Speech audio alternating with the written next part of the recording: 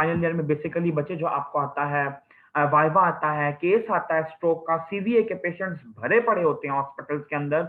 और जब पूछा जाता है किसी भी बच्चे से एग्जामिनेशन सीएनएस का रेलिवेंट करने के बाद कि नाउ यू टेल मी कि where is the site of lesion, site of lesion कहाँ पे है, कहाँ पे हुआ है, तो बच्चों को बिल्कुल भी नहीं पता होता कि what is site of lesion, site of legion कैसे फाइंड आउट करते हैं, किस जगह का लीजन हो तो कौन से वाला साइट बनता है लीजन का।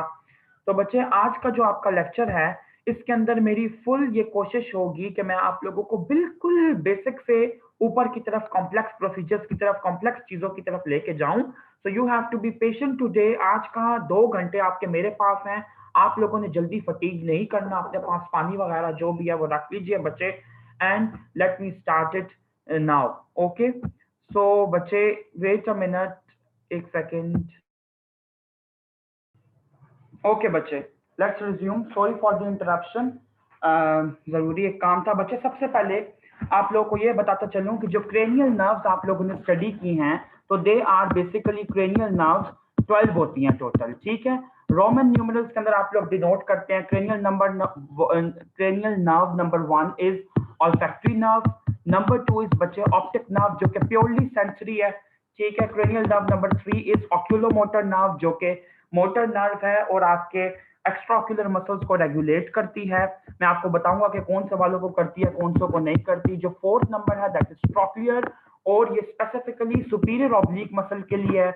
जो फिफ्थ क्रेनियल नर्व है दैट इज ट्राइजेमिनल नर्व और इसकी 3 डिविजन होती हैं, ophthalmic, maxillary and mandibular. Sixth cranial nerve के ऊपर अगर आए तो that is your abducens nerve और ये कंट्रोल करती है लेटरल डक्टस मसल को।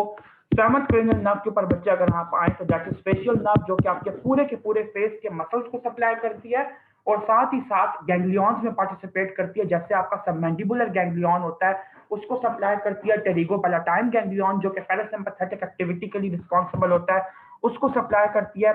इसी तरह बच्चे जो आपकी ट्राइजेमिनल नर्व की मैंडिबुलर डिवीजन है वो भी रिलेटेड होती है आपकी ऑप्टिक गैंग्लियन से। उसके बाद बच्चे अगर आप आए तो 8th नंबर पे जो आपका आता है नर्व दैट इज वेस्टिबुलोकॉक्लियर नर्व और वेस्टिबुलोकॉक्लियर नर्व आपके बैलेंस और आपकी हियरिंग के साथ कंसर्न्ड है।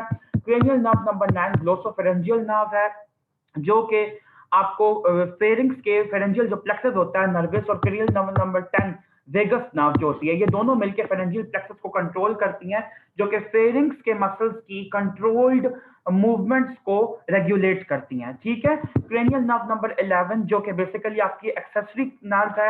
एक्सेसरी नर्व के 2 कंपोनेंट्स हैं, एक है इसका क्रेनियल कंपोनेंट, दूसरा है इसका स्पाइनल कंपोनेंट। उसके बाद आखिरी में आती है बच्चे आपकी हाइपोग्लोसल नर्व जो कि टंग के मसल्स की मूवमेंट के लिए स्पेसिफिकली रिस्पॉन्सिबल है। अब मैंने आप लोग को ये बेसिक इंट्रोडक्शन दे दिया।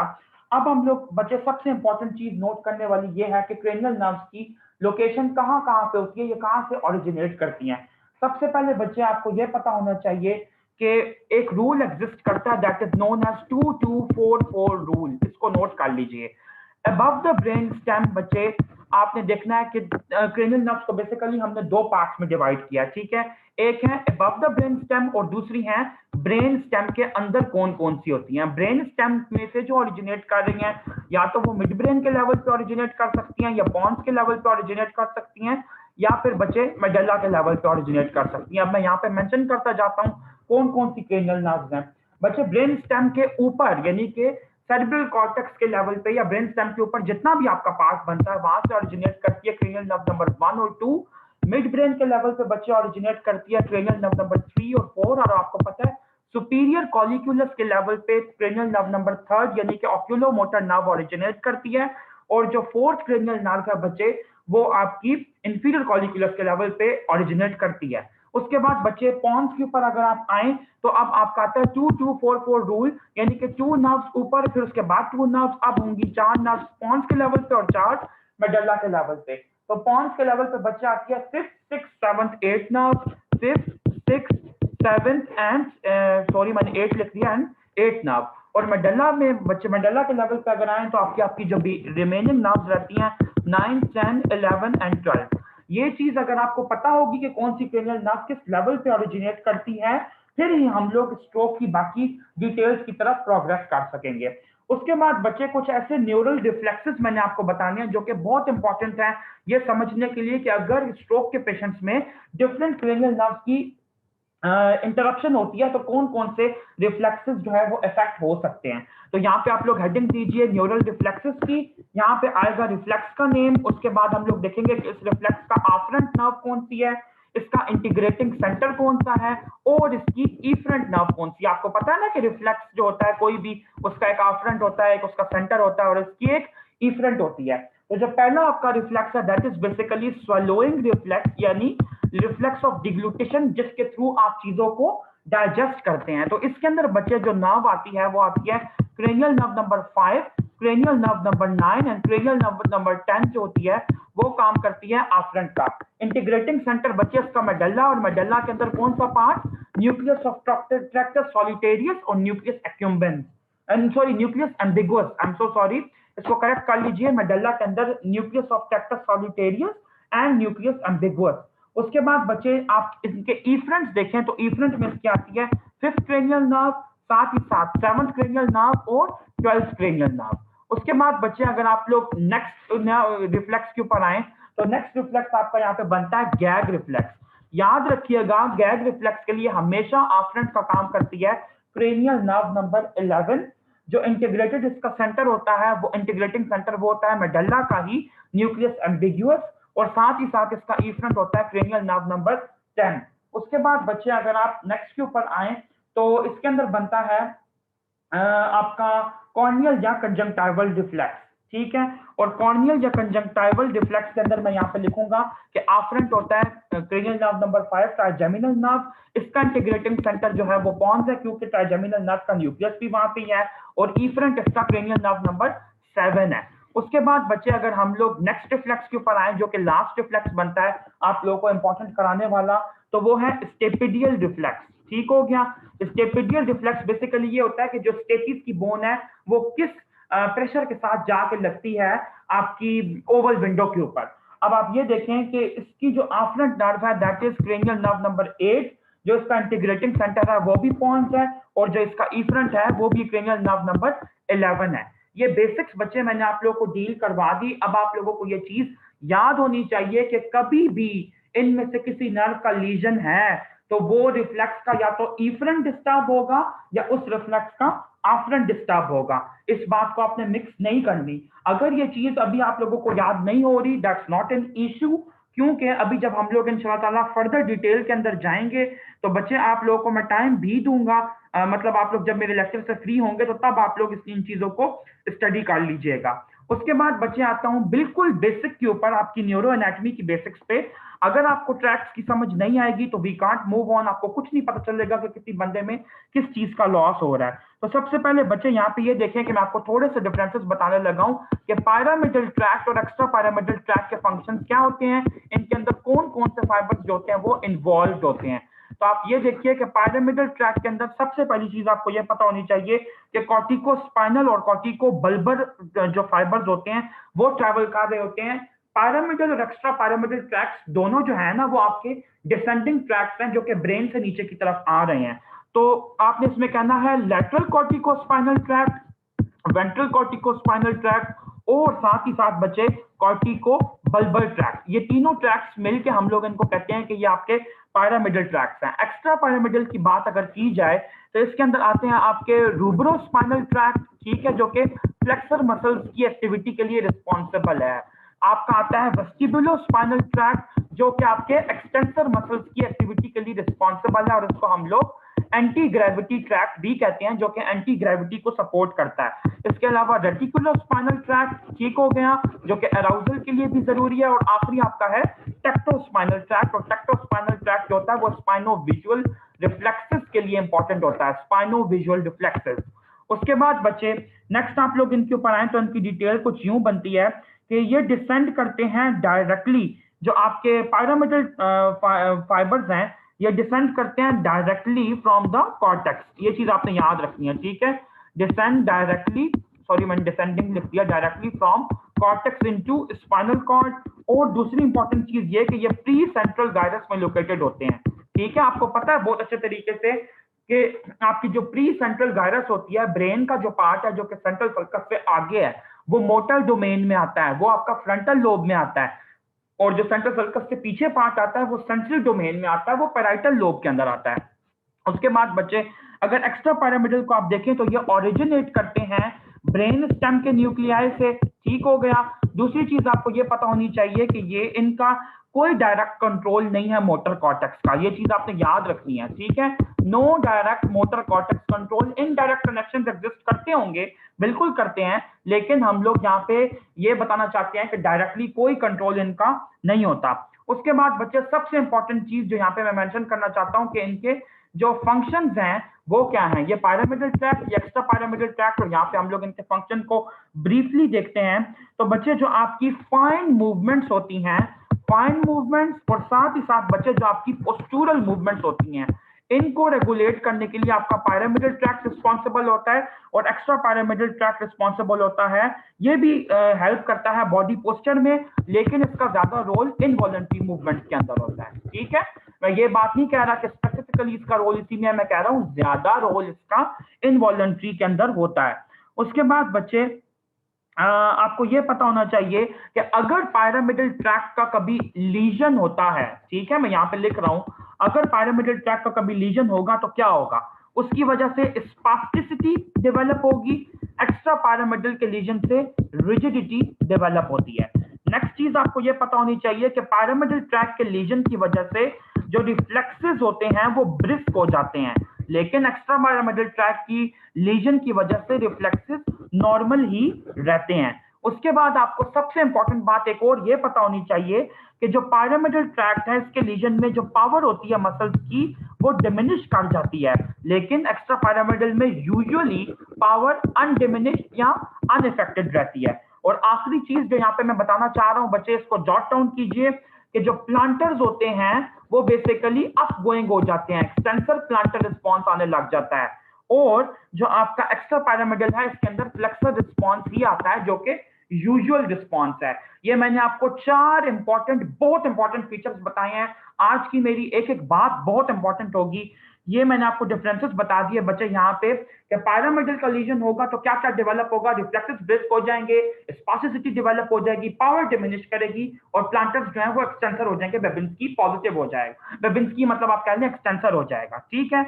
अब बच्चे आपके माइंड में ये आ रहा होगा, क्योंकि मुझे पता है कि आप लोगों का अभी पहला साल है, बच्चों का इतना एक्सपोजर नहीं होता, तो आप लोगों को क्या पता कि ये क्या बला होती है, स्पास्टिसिटी क्या चीज है और रिजिडिटी क्या चीज है। तो आइए इनके डिफरेंसेस थोड़े से हम लोग एन्यूमरेट करते हैं, उसके बाद हम लोग मूव ऑन करेंगे अपर मोटर न्यूरॉन और लोअर मोटर न्यूरॉन की डिजीज के डिफरेंसेस के ऊपर। सबसे पहले बच्चे आप लोग ये समझ लीजिए कि स्पास्टिसिटी एक ऐसी कंडीशन है जिसके अंदर मसल टोन एबनॉर्मली इंक्रीज करती जाती है प्रोग्रेसिवली, ठीक है। तो इसके इंक्रीज को शो करने के लिए मैं एरो ऐसे शो कर रहा हूं कि विद टाइम इंक्रीज करती जाती है, ऐसे करके, ठीक हो गया। और जो रिजिडिटी है इसके अंदर मसल्स की इनएबिलिटी है कि वो रिलैक्स कर ही नहीं सकते, बेशक उनके अंदर कांस्टेंट टोन हो, इंक्रीज ना करती हो, लेकिन जो एक दफा टोन डेवलप हो चुकी है वो इनको इस काबिल बना देती है कि वो रिलैक्स कर ही ना सकें, वो अपने रिलैक्सिंग फेज में ना जा सकें। दूसरा बच्चे इंपॉर्टेंट डिफरेंस इसके अंदर ये बनता है कि स्पास्टिसिटी में अगर आप कोई भी अपना एक्शन परफॉर्म कर रहे हैं, आपको पता है ना कि फॉर एग्जांपल मैं कहता हूं कि मुझे किसी वजह से ना वेट लिफ्ट करना पड़ रहा है, तो मेरे जो फ्लेक्सर्स होंगे अपर लिम्ब के वो फ्लेक्स करेंगे, ठीक है।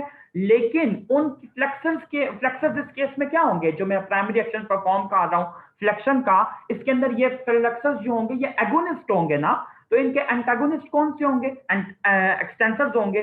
तो स्पास्टिसिटी के अंदर आपने याद रखना है कि हमेशा एंटागोनिस्टिक मसल्स का ग्रुप जो होता है वो इफेक्ट होता है, ठीक है, इस बात को याद रखिएगा, इफेक्ट एंटागोनिस्ट। उसके बाद रिजिडिटी के अंदर यह है कि ये एगोनिस्ट प्लस एंटागोनिस्ट दोनों को ही इफेक्ट करते हैं, ठीक हो गया। उसके बाद बच्चे आप लोग, क्योंकि इसकी वजह क्या बनती है, कि आपके माइंड में कोई लॉजिक आ रही है बच्चे, इसकी लॉजिक ये है कि मैंने अभी आपको बताया कि जो रिजिडिटी है वो एक्स्ट्रा पैरामिडल सिस्टम के लीजन का फीचर है। तो एक्स्ट्रा पायरामिडल सिस्टम के अंदर दो इंपॉर्टेंट मैंने आपको ट्रैक्स बताए हैं, रूब्रोस्पाइनल और वेस्टिबुलोस्पाइनल। रूब्रोस्पाइनल फ्लेक्सर के लिए, वेस्टिबुलोस्पाइनल एक्सटेंसर की टोन के लिए। तो जब दोनों ही इफेक्ट का लीजन हम पा रहे हैं तो उन दोनों के अंदर तो दोनों वो मसल्स को कंट्रोल कर रहे हैं, फ्लेक्सर को भी एक्सटेंसर को भी, तो रिजिडिटी के अंदर दोनों ग्रुप्स की इन्वॉल्वमेंट होगी। उसके बाद बच्चे आप ये देखें कि स्पास्टिसिटी जो होती है ये अपर मोटर न्यूरॉन लीजन का कैरेक्टरिस्टिक फीचर होती है, जबकि रिजिडिटी जो होती है वो पार्किंसन डिजीज का कैरेक्टरिस्टिक फीचर होती है। ठीक है, और आपको पता है कि इन दोनों के जो कॉजेज हैं उनके अंदर जमीन आसमान का फर्क है। उसके बाद आपको यह पता होना चाहिए कि जो यूजुअली क्लिनिकल प्रैक्टिस में हम लोग स्पास्टिसिटी देखते हैं अपर मोटर न्यूरॉन में, तो हम लोग उसको लेबल करते हैं कि वो क्लैस्प नाइफ रिजिडिटी होती है।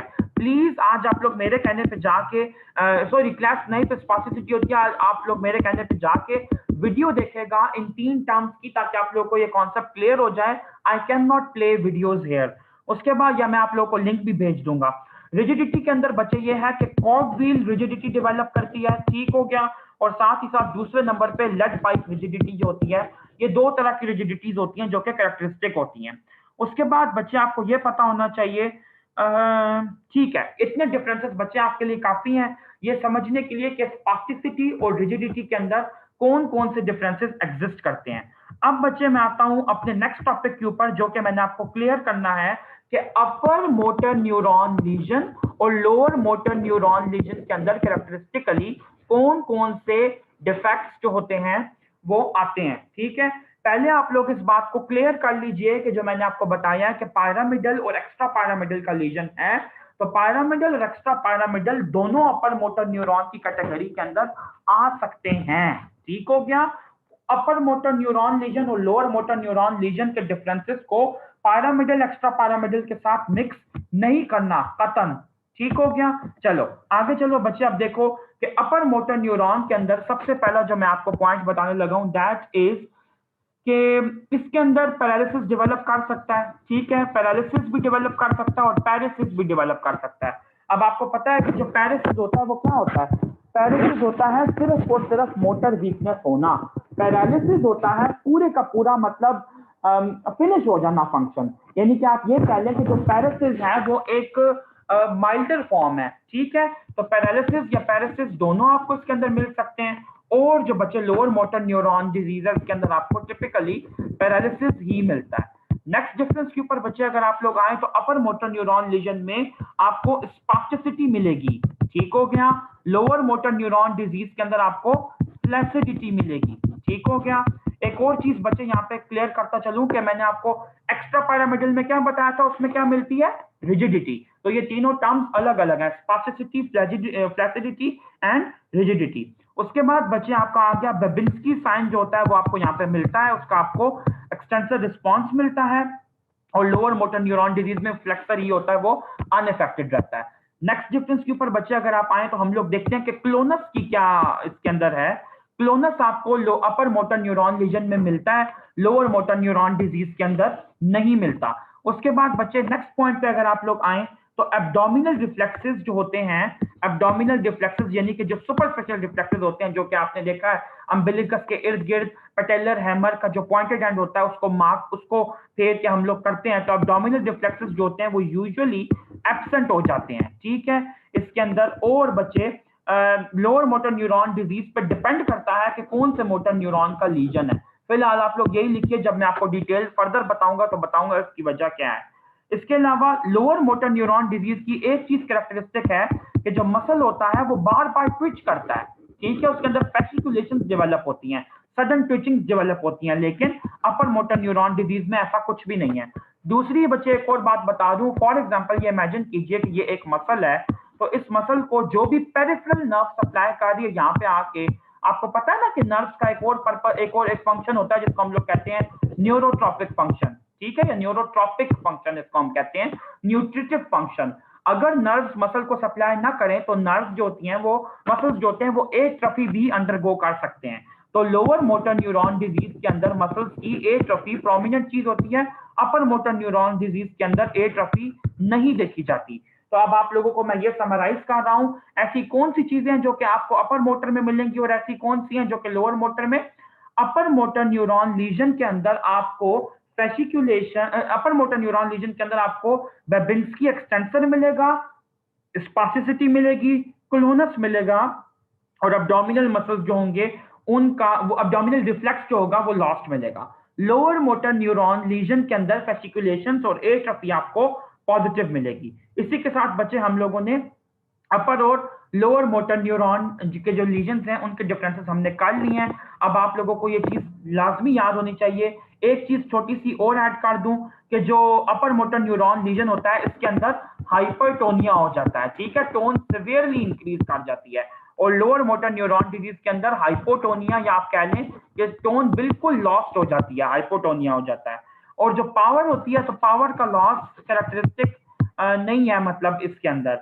चलो इसके आगे बच्चे अब चलो अब मैं आप लोगों को बताने लगा हूं वो चीज जो कि बेड साइड में लिखी है और क्लिनिकली अंडरस्टैंड करना सबसे मुश्किल लगती है फाइनल ईयर के स्टूडेंट को, क्योंकि उसको ये समझानी चाहिए, मतलब उनको ये बतानी चाहिए, ये तरह से समझने वाली चीज है। सबसे पहले बच्चे आपको ये बताऊं कि आप सीएनएस के अंदर जब भी लीजन की लोकलाइजेशन करेंगे, लोकलाइजेशन से क्या मुराद होता है? लोकलाइजेशन से ये मुराद है कि आप ये बताएं, ये गेस करें, ये इशारा देने की कोशिश करें इन्वेस्टिगेशन कराए बगैर अपने क्लिनिकल एग्जामिनेशन के ऊपर, अपनी नॉलेज के ऊपर, अपनी एक्यूमेंट पे कि पेशेंट को इन्फार्क्ट किस जगह पे हुआ है, पेशेंट को स्ट्रोक किस जगह पे हुआ है। इसको हम लोग कहते हैं neuronal lesion localization. Neuronal lesion localization बताने से पहले आपको यह बता दूं कि दो तरह के हेमीप्लेजिया जो होते हैं वो कॉमन होते हैं। एक होता है अनक्रॉस्ड हेमीप्लेजिया, ठीक हो गया। दूसरा होता है बच्चे, और ये फाइनल ईयर की बातें, मैं कोई इससे ऊपर के लेवल की बातें नहीं बता रहा, यही जो बेसिक्स हैं यही आपकी पीजीशिप में भी चलती हैं।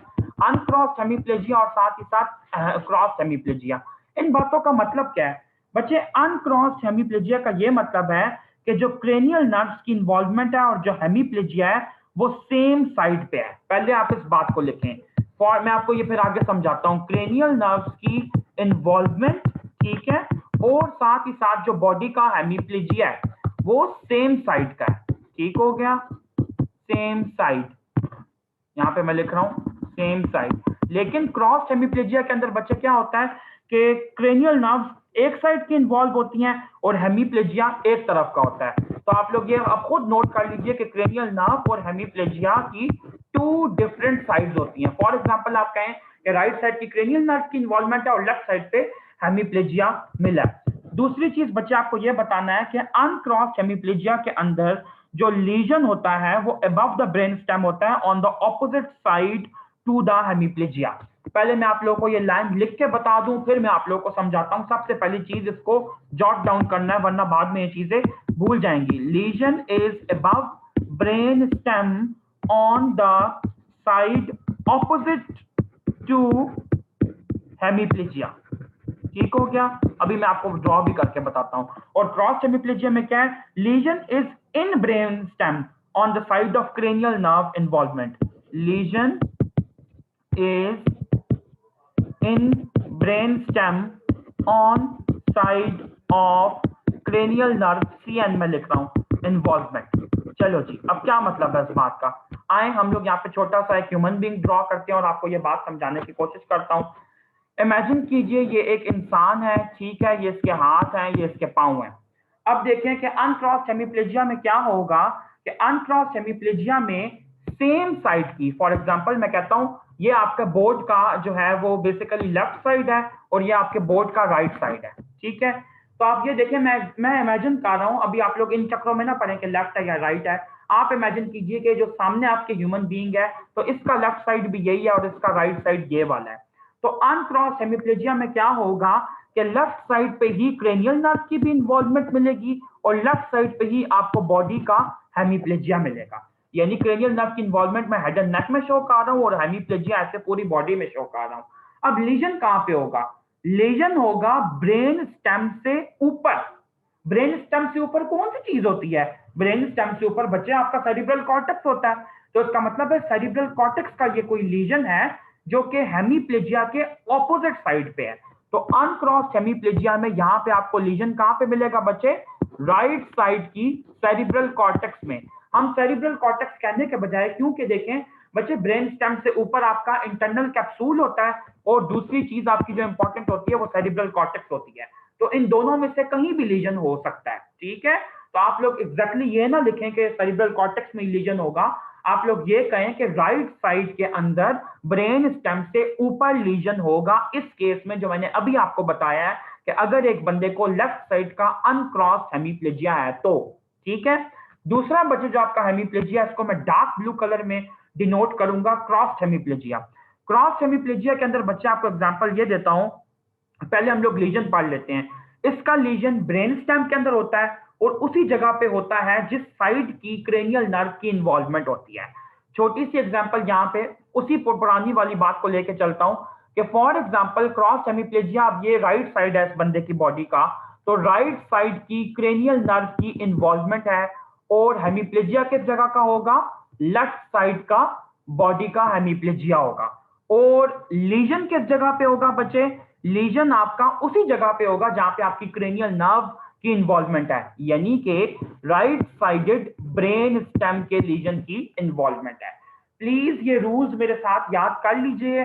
अगर आप लोगों ने आज ये रूल्स याद किए तो कभी भी इंशाल्लाह ताला आप लोगों से पेशेंट मिस नहीं जाएगा। मैं आप लोगों के लिए, ये रिकॉर्डेड लेक्चर है, हालांकि इसकी लेंथ बढ़ जाती होती है, मैं फिर भी आप लोगों को दोबारा एक दफा रिपीट करके बता देता हूं, गौर से सुनिएगा। अनक्रॉस हेमीप्लेजिया इमेजिन कीजिए कि इस ह्यूमन बीइंग का, इस डमी का लेफ्ट साइड पे है, लेफ्ट साइड की क्रेनियल नर्व की इन्वॉल्वमेंट है और लेफ्ट साइड का ही हेमीप्लेजिया है। तो इसका जो लीजन होगा वो ऑपोजिट साइड की ब्रेन स्टेम से ऊपर होगा, ठीक है। क्रॉस हेमीप्लेजिया के केस में फॉर एग्जांपल अगर इस बंदे का जो क्रेनियल नर्व की इन्वॉल्वमेंट है वो राइट साइड की है और लेफ्ट साइड की हेमीप्लेजिया है, ठीक है, तो इसका जो लीजन होगा वो बेसिकली ब्रेन स्टेम में ही होगा, उसी जगह पे जिस साइड की क्रेनियल नर्व की इन्वॉल्वमेंट है। तो in this case right side के अंदर ही, ब्रेन स्टेम के अंदर ही इसका लीजन एग्जिस्ट कर रहा है। ठीक हो गया। आई होप बच्चे कि आप लोगों को ये वाली बात कुछ ना कुछ समझ आई होगी। सब बच्चों